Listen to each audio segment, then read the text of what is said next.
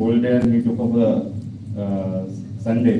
And this is how there are so many defects because of which it's such a beautiful, huge animal is so delicate by its digestive system. But it is not so, as Colonel Kamal Raj told, that it is born as an athlete and it is supposed to run on a run. And you know that it is a simple stomach, herbivorous, and it keeps on, it evolved like continuously grazing, nibbling the grass and having something to eat 24/7.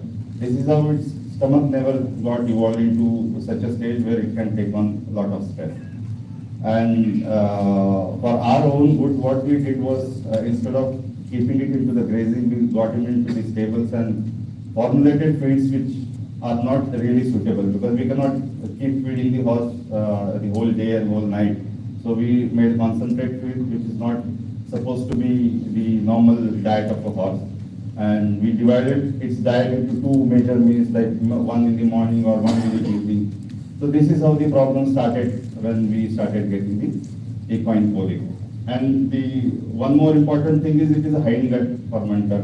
You must have read a lot about the cattle, and where there are four stomachs and the fermentation is in the rumen. But in horses it is hindgut fermentation. So stomach is not able to hold anything. The capacity, you are aware, as per book it is 8 to 10 liters of the capacity. So it cannot hold the food for a very long time in the stomach, and it has to go to the cecum and then it gets fermented and the required nutrients are taken out.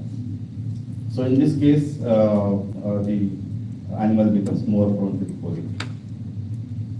I will not define because you know everybody. Only thing I want to highlight here is that colic is a vague term applied to the symptoms of abdominal pain. It could be because of like anything, like acute indigestion, flatulence, impaction, torsion, enteritis, peritonitis. Means you can imagine, and there are certain cases I have kept as a pictorial presentation so that you can actually see how things go wrong with the horses if it suffers this severe colic. How many people have seen or participated in the post-mortem examination of a horse? Maybe died because of a colic. So I think there are very few, so I think you will be able to see good pictures. I had a lot of pictures, but I could not download all overnight, and whatever I could download, I will just go through that. Classification will not go because it is more of a theoretical. You all are final year students going to be for your internship this month onward. So it is just for the theoretical business. This is important. Being RBC officer, I must say, whatever I had learned in my college time, it is just a theory. And what I learned during my 17 years of service, it's the institutional memory which I learned. Because RBC is there with the horses for last 235 years. And I must tell you, whatever knowledge our sizes, the horse keepers or the handlers they have over a period of generation. There are people who are working with us for last 5 generations. So they have certain institutional memory from them which we learn so many things. So when you go through theory, you will never come to know how to feed a horse, how to do all the routine, daily routine, which is normal to know about the routine farm animals or maybe the companion animals. So there are certain factors which has to be seen, like in army, why we get colic is the most important part is the poor quality of feed. In spite of having certain SOPs and the standards which are well established for hundreds of years, still there are instances when we get a poor quality of feed. And we have variety of feed which we like fodder which we grow for them, but still there are chances that we get moldy feed or the stage of harvesting of the fodder is not correct to feed the horse. So it is just the casual attitude of the farm labor which makes you stand whole night with the horse, treating that horse for a colic. Sand here, it sounds very strange because you may not be able to correlate how sand is going to come into the routine feed material or maybe in contact with the horse. But when we go or take our horses or mules to the field formations, the major source of water is the spring water. There is no proper filtered water comes to us. It is same for humans, same for the animals. So it's a spring water. We put some pipe, collect it in a big tank, and it is offered to the horses. So whenever you see spring water, it gets a lot of fine particles of sand which comes from the mountains, and horse keep on drinking that water. Animal is there for 5 to 6 months. When animal comes down to the plains after performing its duties just before the winter, animals start dying. And I have photographs also to show you. Hundreds of animals die because of the sand colic, and it is one of the most primary cause of death in equine. So you should always suspect. I will discuss how to diagnose and treat also. Irritant chemicals in controlled environment, it is very rare to have irritant chemical contact with the animal. Sudden change in insufficient water we discussed. Bad teeth. After certain age, I don't know anybody has seen, the molars get like irregular. If you have seen old horses, and their horses are not able to chew their fodder or anything which you feed properly, so they are supposed to be rasped every 6 months or maybe as an annual feature. If they are bad, then you get a colic. Age is self-explanatory. Infective, specifically strangles, because we have incidence of strangles in India, and if you have heard terminology called bastard strangle, which is the aftermath of the strangle outbreak is gone, and there are huge abscesses which are generated in the lymph node or mesenteric lymph node especially, and you can imagine they are football size abscesses. Animal comes into the colic, there is severe pain, there is good motility. You keep treating, it will not respond to your treatment, and animal die. As a post-mortem finding, you will come to know that it has a strangle, bastard strangle abscess, which was pushing the intestine to the limit, having the pain. Then mechanical, again some cancerous growth or some displacement. These are one of the factors. Calculi, volvulus, hernias, these are very minor causes to be discussed. Environment, yes. Environment, dehydration is one of the major cause. Wherever there is hot and humid condition, as you know, horse sweat a lot. So little bit of work, there is a sweating, animal is not offered water, there is dehydration. So summers are very difficult, like especially between July to October is the time when animal requires lot of water, and which is not catered for. You get lot of colic cases because of the dehydration and the impaction mainly. Winters, water is available, animal is not sweating, but because of the cold water, not in the southern part of the India, but wherever we take our animals in high altitude about 10,000 feet, it is very cold. Animal don't want to drink water even if it is thirsty. There also you have. So seasonal problems are there, and they are supposed to be considered before you go for the diagnosis. Pathogenesis, I will not go through entire thing. There are 3-4 slides. You know, everybody has studied theoretically. There are professors who teach you, but I'll just go through certain events which are important. Anything which happens to the digestive system will have their stretch receptors. Like it could be impaction, flatulence, or torsion, or maybe some physical obstruction. So anything will have the stretch receptors activated, thereby animal exhibits pain. The secondary part is the chemical receptors. If certain chemicals are like irritants or something has gone inside the intestine. When there is a pain, automatically the motility of the intestine will get altered. Once the motility is altered, there will be stasis, especially in the large part of the intestine, or the torsion in the smaller part of the intestine if it is a hypermotility. And when the motility is like altered, the main problem here is there will be impaction. Impaction causes tissue damage, inflammation. Then there is edema. Edema will cause the change in permeability of the local circulation. Lot of fluids from the peripheral circulation will come into the lumen, and there will be you can say loss of fluid basically from the circulation, hypovolemia. Then there are endotoxemic changes in the intestine which are happening. Ultimately, horse will go into a shock or endotoxemia, and there is ultimate death. So these events go in a sequence depending upon the cause and the type of colic we are facing from. So I will just skip all these slides. Just wanted to show certain slides how it looks in the postmortem. And this is one of the case of sand colic after coming from high altitude in the month of September, October. Animal started showing pain. He kept on treating. Like after 2-3 days, animal recovered. We sent back to the unit. Again, after 10 days, animal came back in the colic. And the damages are so bad that it cannot recover actually. And it's an intermittent colic.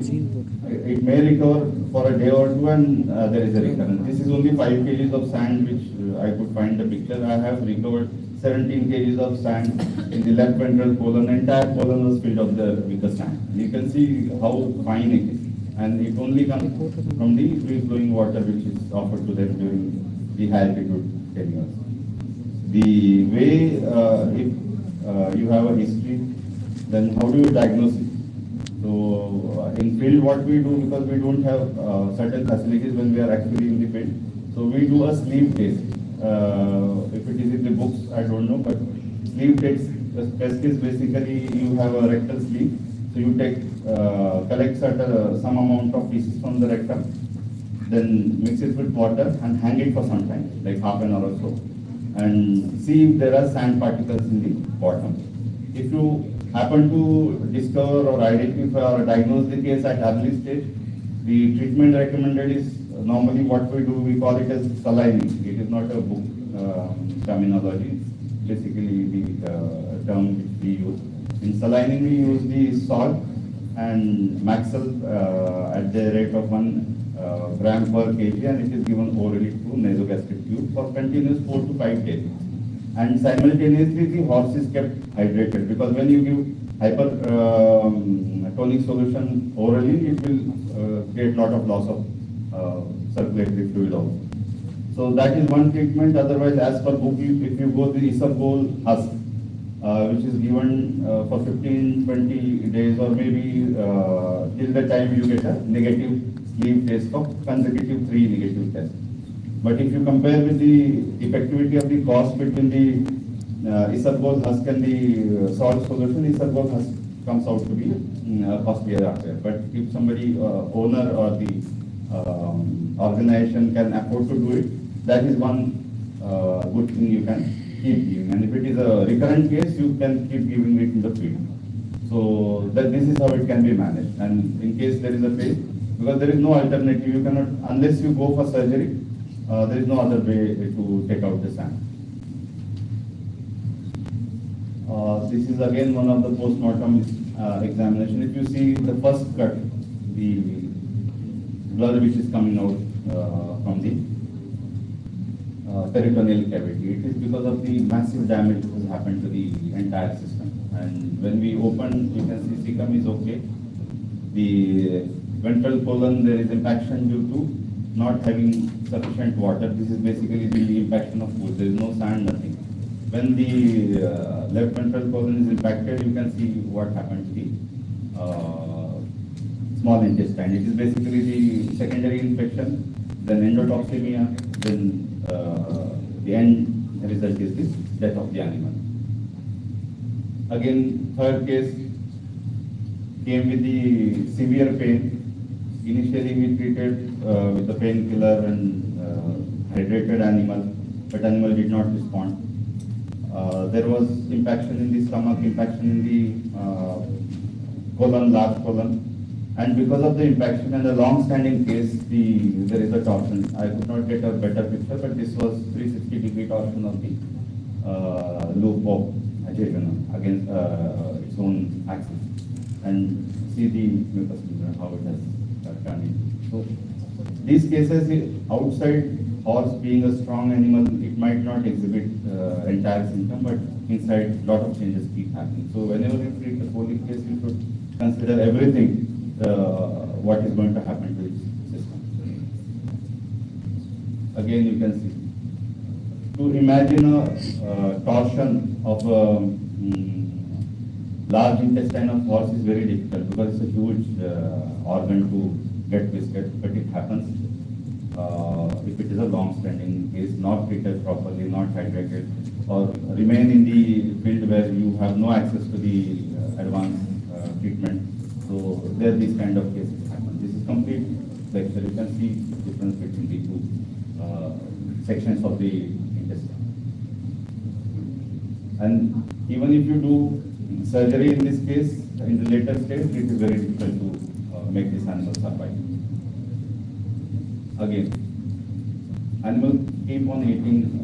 As I said, it has to keep on grazing 24/7. If you don't give food, it has to eat something. So these are basically construction material, small stones, or you can call it roadie, we call it in the local business.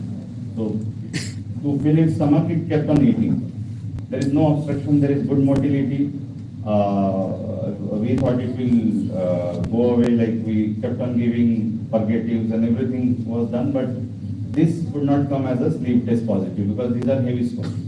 They damaged the entire large colon mucosa, you can see. There is edema, there are hemorrhages, and so many things are happening. So basically, animal died because of the endotoxin. So these cases you have to imagine what could be the reason. Since now you have ultrasound available in the cities or maybe the big places where you will be treating unless you come to the RBC. So you can always think about these things can happen. Small intestine started with enteritis. Like a diarrhea we treated, never thought of a pain, thought of a secondary infection could be so serious. Animal died of endotoxin. No torsion, no obstruction, no blockage. This is impaction, like horse is hungry, not given food in time, not like in our case what we do is we give soak barley in water, it is not given dry, and animal is watered before the feed. And if it is not done as per the procedure, generally grain engorgement happens and you may find rupture of the stomach or infection causing the further pathogenesis. Again, this is a rupture case. I don't know whether this was also ruptured case. The moment you open, you see feed particles because of the rupture of stomach. This was again a unique case. Came as a case of colic, but it was basically a rupture of one of the vein in the hepatic vein basically. You can see the condition of the liver. We found a clot and animal was losing hemoglobin like continuously when we monitoring. In a colic case, what you see, mucous membrane generally goes pink to red, red to blue and muddy red, but it was becoming pale and it died because of the hypovolemia due to continuous bleeding. And this could have been because of a severe injury which was never reported to us by the handler or anybody who got it to the hospital. So these are the possibilities. Why I am showing these pictures? Because this can happen. So you treat a horse like strangles is a very classical case where you treat horse for colic and it dies of a strangle because of the huge mass. If you have ultrasound, if you have 500 mA X-ray, you can easily find out there is a mass or a pus-filled abscess. You can take it out and animal can survive. So these diagnostic tools can save the animal. Again, rupture of the colon because of the impaction of the colon. The verminous, generally you must have read in the books that verminous colic is in the foals, more common in the foals, but even in adults these are bots, we call it, gastrophilus larvae. These are very few I have kept for picture, but they were in thousands. The entire intestine was covered with the larvae. They damages the mucous membrane and thereby going into the pathology where animal cannot survive. So these are certain pictures so that you can remember few things, how things happen. physical examination. This is very important actually. Whenever horse comes to you, even for the lameness, as Kamal Raj told, the examination is the most important part. Similarly, in case of equine colic, you go systematically, then only you are able to come to a right conclusion. Otherwise, it is very difficult. And before going to the conclusion, starting of treatment is very important. What to start and where to start. So that decision can only be taken if you go through a certain set of tests. Like pain, it's okay. The animal is with you because of pain, so you can just see if it is what is the severity, continuous, it is intermittent. I will quote one example of a horse coming to us in a colic, and there was only one distinct symptom which was not matching to the colic, was biting of inanimate objects. Horse died, we sent sample and found positive for the rabies. So it may happen. So before going to a horse, just observe it from the distance, see if it is actually matching to what, don't go preconceived that okay, the horse is here for colic and just start treating it. So small telltale signs sometimes may give you certain ideas. Similarly, in case of tetanus, horse is stiff, so handler thinks that okay, it is because of the pain in the abdomen, horse is not able to move, and he get the horse to me telling that it is a colic, and after observing for a while we could see prolapse of third eyelid, which was not a permanent feature, but while blinking of eye there was prolapse. So we suspected it, found it positive, animal died of a tetanus, but came it as a preliminary as a case of colic. So if you keep observing, then only you'll be able to. Otherwise, horse is such an animal, it might not show the correct symptom which you wish to take into the consideration while diagnosing it. So attitude, yes, again depression, intangible, this aggression. So just to differentiate between the other diseases. Physical condition, if it is a trauma, as I said, the bleeding through hepatic vein because of the trauma, nobody reported to us, and animal died. There was a rib fracture also, I did not get a picture. So in army, what we do, this is as per book, but what first thing we do is TPR, we call it, temperature pulse respiration. So the nursing assistant or the assistant which we have, they are trained to do certain preliminary tests. So they go ahead with the TPR. So they take temperature, pulse and respiration.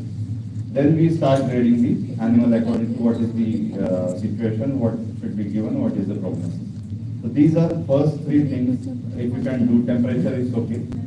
Pulse you have to take yourself, because sometimes the nursing assistant, if is not well versed, he will not be able to give the right. Means I have observed the senior like Havildar, which is putting into 18 years of service, will not be able to give you the correct pulse.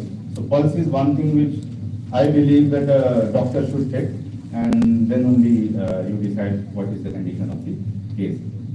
Then we go for the visible mucous membrane test. Visible mucous membrane and CRP. That gives you another further fair idea about the how old is the case. Like visible mucous membrane, normally if you see horse, it is bright and pink, nice, glistening.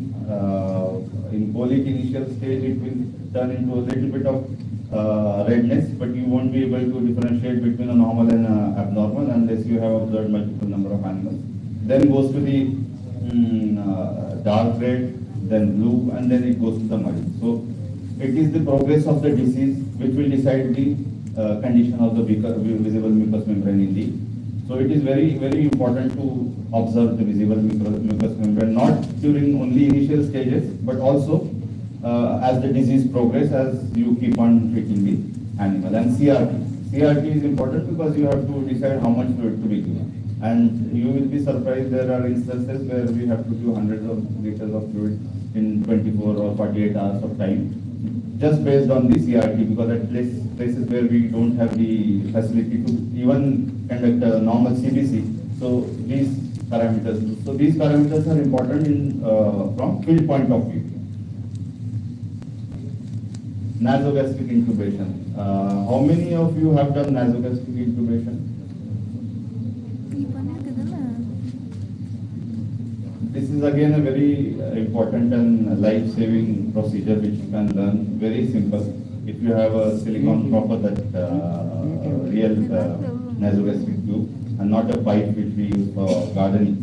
So everybody, since you will be going for internship, given a chance, you should try it. And it is not difficult. I must share, we have done it till last 5 years. We used to do deworming through nasogastric tube, and we used to have 15,000 animals in this manage. So how many animals come to individuals? So every day it used to be a drill, like few hundred animals today, few hundred animals tomorrow. So it is practice. So you keep practicing, because in case of impaction or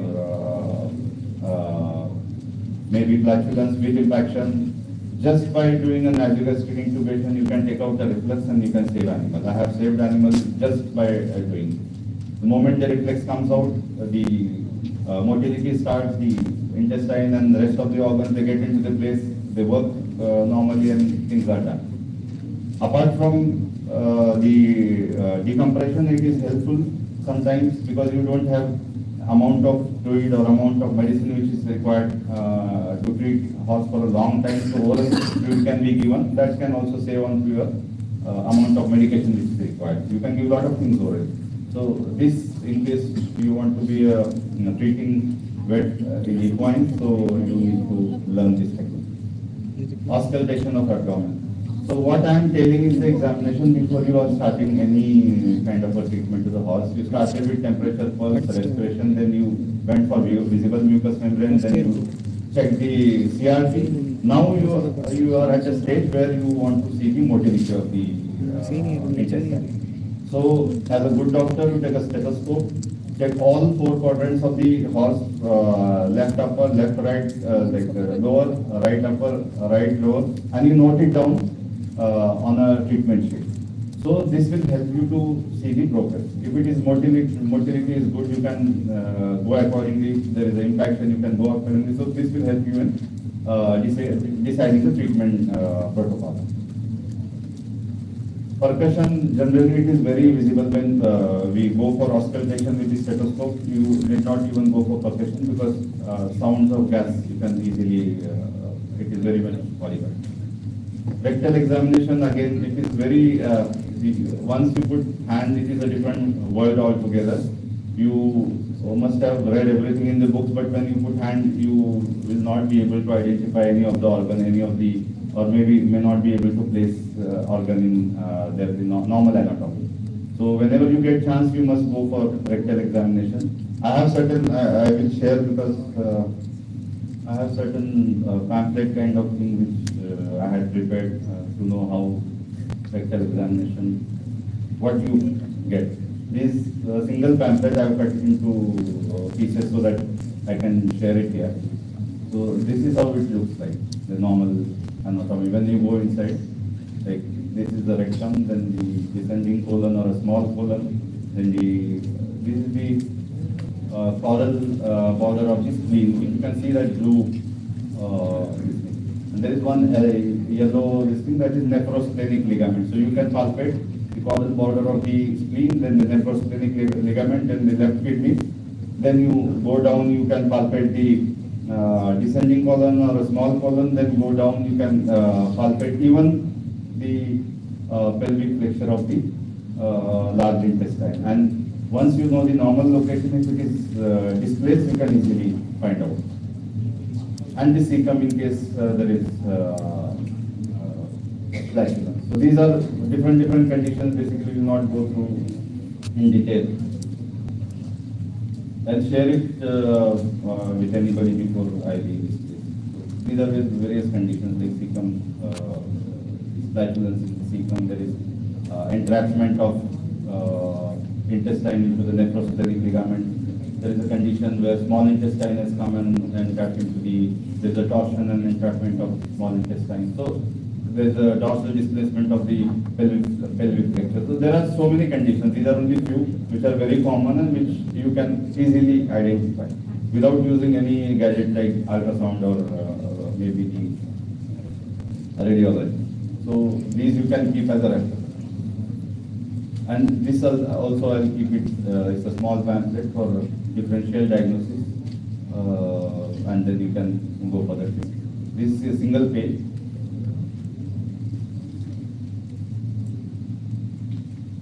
Clinical pathology we done till mucous membrane and everything is done. We started treating the animal. At one point of time, we want to see progress because animal is not responding through clinical pathology.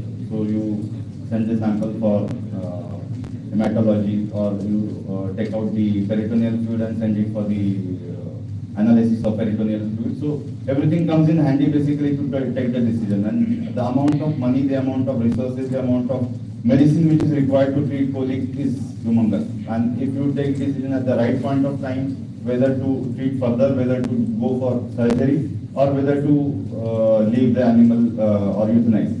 So that will save a lot of effort, lot of money, and also will be able to save animal if you take right decision at the right time. This happens at times that as a clinician, we are, since I am from medicine, I would always feel that I should treat animal with only should manage it medically. However, there are instances where when I lost animal just because I did not transfer it to the surgical correction. So these decisions you have to take, then only you will be able to save. So peritoneal fluid generally, you should try. This is very easy, and you should not be worried about you are going to puncture any organ. If horse is stable and cooperative, it is very easy to collect peritoneal fluid. And then by just looking at the peritoneal fluid, you can come to know what is the condition inside. If it is a normal, then if it is inflammatory, if endotoxemia is set in, or there is a rupture. So all these things, by looking at the peritoneal fluid, you can easily learn. So this also comes handy sometimes to diagnose or prognose the animal. These are there in the book, so I don't need to explain everything. Prognosis again, this scoring chart is very helpful if you know where to take a line where you are treating and how it is progressing. So good prognosis is about like having heart rate between 40 to 49, mucous membrane between CRT 1 to 2 seconds, PCV 35 to 45. But yeah, we have been able to save animals even in the garden, and some animals which had a dramatic, or you can say magical recovery, where we have no science to prove how this has happened. But mostly till garden you can always try to save, and 70% animals they recover and they are used in future, even after so much of damage. You just have to give some time for animal to recover, and animal, it is very strong and that way. It will recover fast and it will give you the desired result. So this chart you can always remember and keep it in mind. So you have something in hand. So here you can tell, okay, this is guarded, it is not going to survive, or it might, so efforts can be put or cannot be put. And here outrightly you can tell, because you'll be directly dealing with a owner who is having a horse, must be a big shot. Is not a normal person where you are dealing, or it's a government animal where post-death you are facing the inquiry. So you have to draw a line. This is again a very good chart. I'm not able to, this is not readable for you, but this is also in PDF you can take from me. To take a decision, basically it is a decision-making matrix for medical and surgical management of equine colic. Generally you don't get this, so somehow because we are dealing with it, and this problem is very recurring, like between surgery and medicine, people keep on fighting where to start and where to end. So this is how we have make it as a SOP. So wherever these parameters change as per the given direction, we go for the surgical management or keep on cutting. So I think I will keep it. It is not readable. Treatment. There is no set procedure, no set protocol, no SOP for treating equine colic. It is the continuous monitoring and the assessment of the veterinarian who is standing there, who can actually decide and go ahead with. So because it is so dynamic, animal comes with severe pain, you give painkiller, suddenly it will stop showing pain, but there is impaction, so you have to change the treatment. There is endotoxin toxin signs, so you change the treatment. There is dehydration, you change the treatment. There are certain complications which comes when you keep on treating. So generally, what we call there are certain steps. This is our goal to treat the animal. The control of pain is the first thing, because more it is painful, it is difficult to treat animal. It will not stand for your procedure. Then there are certain painkillers you know better. Like we start with analgin, then give flunixin. There are buscopan. There is so many painkillers are available. Depending upon the cause or maybe the severity, you can change and use. GI motility is supposed to be monitored, and then if required, decompression of the ball is done, or it is either way. Like if it is impaction in the foregut, like foregut and stomach, you do decompression, you do lavage, gastric lavage. I think there was a video of gastric lavage in one of the videos which we do very commonly. If there is impaction in the hindgut, like what we do is enema continuously. After every 2 hours we keep on doing enema. Even in enema also, if you feel there is requirement of putting fluid, RL is even for rectalin, it is effective in certain animals to pump in lot of fluid. First treatment after painkiller, what we do is the correction of hydration. Hydration is the most important part, because this is what is going to decide your course of disease and the prognosis of the case. So hydration, you start. First thing is, there is no rate actually. What is written is the aggressive hydration, so that animal comes to the normal hydration, and then we go ahead with the rest of the treatment. Then it has to be as per the like electrolyte imbalance is there. You have to change, like adding to the bicarbonate, the calcium. If there is no motility, calcium is also helpful in improving the motility, because you cannot every time go and get the diagnostic figures of that. So accordingly, you treat and correct the fluid and electrolyte imbalance.